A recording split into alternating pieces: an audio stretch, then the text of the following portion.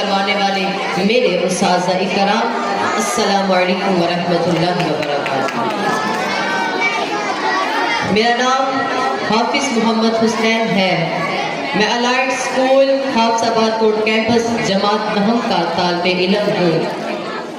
آج کی اس پروکار تقریب میں مجھے جس موضوع پر لب کشائی کرنے کا موقع بشر حاصل ہوا ہے اس کا عنوان ہے آؤ آگے بڑھے مل کر۔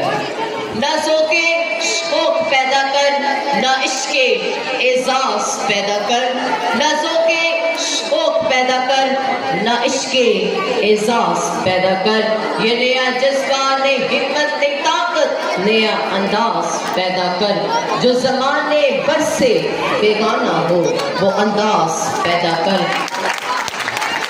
وہ زونے مغربی تجھ کو برباد کر دے گا، تو اپنے آئینے میں مشرقی اعجاز پیدا کر، تو اپنے آئینے میں مشرقی اعجاز پیدا کر۔ جناب ذوالفقار، آگے بڑھنا زندگی کا ایک اہم حصہ ہے۔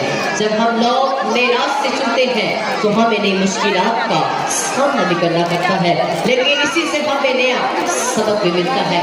زندگی کے ہر لمحے میں نیا سبق ہوتا ہے اور آگے بڑھنا ہمیں مزید مضبوط بناتا ہے۔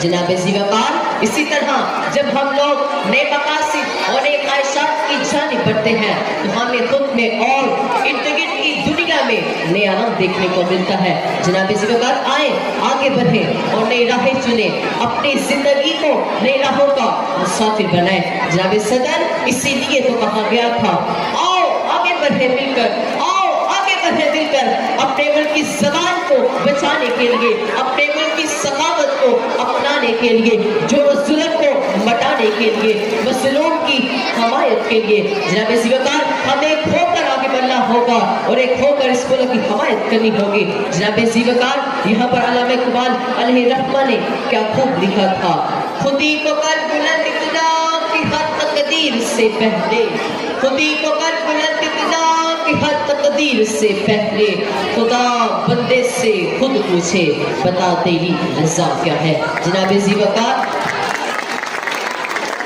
انسان تعلیمی میدان میں اپنی اہلیت، صلاحیت اور ان قابل اساتذہ کرام کی فرما برداری سے بڑھتا ہے۔ جناب ذوالفقار، آج کل کے پڑھے لکھے بے شمار نوجوان اپنی اہلیت، صلاحیت اور فرما برداری سے آگے بڑھتے ہیں۔ جناب ذوالفقار، آج کل کے پڑھے لکھے بے شمار نوجوان کا یہی کہنا ہے آؤ آگے بڑھیں مل کر۔ جناب صدر، ہمیں ایک ہو کر آگے بڑھنا ہوگا اور اس ملک کو وہ ملک پاکستان اور عظیم تر ملک بنانا ہوگا جس کا خواب میرے علامہ اقبال نے لکھا تھا، امید قائد اعظم نے لگائی تھی۔ جناب صدر، اپنے ظہر کو امید کی شمع سے روشن کریں، اپنے باطن سے نا امیدی، مایوسی کے دیے بجھائیں۔ بس ہمتی سے کوئی مقصد حاصل نہیں ہوتا اور مسلسل جدوجہد کرنے والا وہ عوامل ہے جو انسان کو ایک بہتر سے بہترین انسان بنانے میں مدد دیتا ہے۔